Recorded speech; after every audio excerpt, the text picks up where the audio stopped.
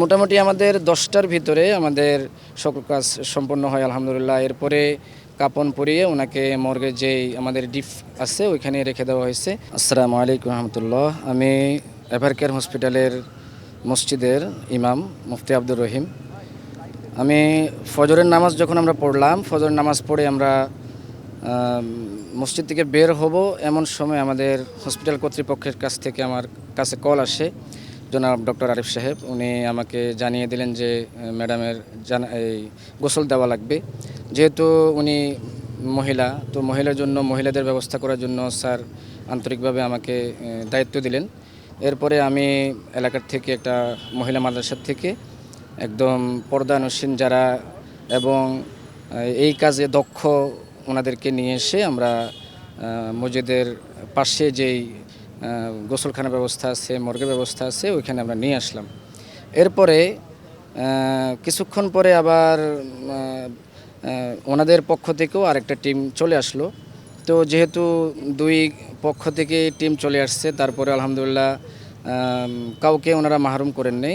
উভয় দলকেই ভিতরে সর্বোচ্চ নিরাপত্তা বেষ্টনী ভেদ করে এরপরে নিয়ে যাওয়া হলো।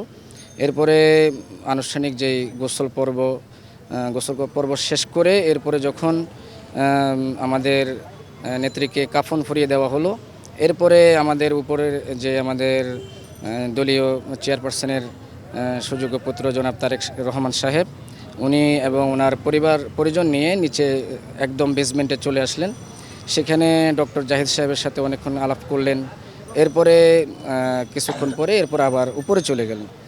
এরপরে ওইখানে গিয়ে এরপরে কখন সম্পন্ন হবে, জানাজা সম্পন্ন হবে, কোথায় মাটি হবে, এরপরে নিয়ে ওনারা আলোচনা করলেন। তো ওই সময় আমি আলোচনা শুনছি, কিন্তু নিজের পক্ষ থেকে কোনো স্টেটমেন্ট দিই নাই। কারণ দলীয়ভাবে যদি কোনো ওনারা যদি নিজেদের থেকে যদি কোনো স্টেটমেন্ট না দেয়, আমাদের বাড়তি দেওয়া আমাদের উচিত না। যেহেতু হসপিটালের অনেক প্রোটোকলের ব্যবস্থা, অনেক প্রত্যেকটা রুগী শুধুমাত্র আমাদের বেগম জিয়া নয়, আমাদের হসপিটালের খুবই গুরুত্বপূর্ণ একটা রুল হলো প্রত্যেকটি রুগীর সমান সুযোগ এবং প্রত্যেকটি রুগীর সম্মান সবচেয়ে আগে দেখা হয়। এই কারণে যত রুগী আছে আমাদের রুগীর যেই নিরাপত্তা এবং রুগীর যেই অসুস্থতার ব্যাপারে এগুলো কাউকে আমরা জানানো হয় না। তো এই কারণে আমি আসলে কাউকে জানাইনি। এরপরে দলীয়ভাবে ওনারা জানিয়ে দিয়েছেন। মোটামুটি আমাদের 10টার ভিতরে আমাদের সকল কাজ সম্পন্ন হয় আলহামদুলিল্লাহ। এরপরে কাপন পরিয়ে ওনাকে মর্গে যেই আমাদের ডিপ আছে ওইখানে রেখে দেওয়া হয়েছে। আমি যখন এশার নামাজ পড়লাম, এশার নামাজ পড়ার পরে দলীয় কার্যালয় থেকে ওনাদের কফিন চলে আসছে।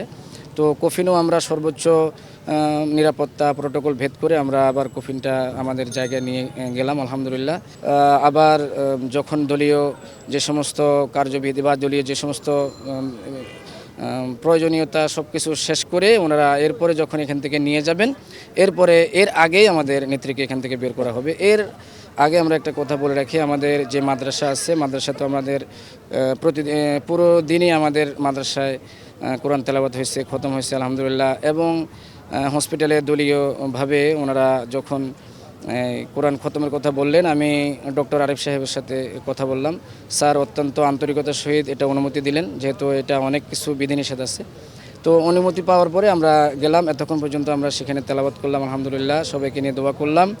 এরপরে ফজর নামাজ পড়েও আমাদের যে কাজ আছে, আমরা আমাদের বাচ্চাদেরকে নিয়ে ফজর নামাজ পড়বো ইনশাল্লাহ 6টায়। ফজর নামাজ পড়ার পর থেকে নিয়ে আমাদের মাননীয় নেত্রীকে যতক্ষণ পর্যন্ত এখান থেকে বের করবে না ততক্ষণ পর্যন্ত আমরা এখানে থাকবো ইনশাল্লাহ।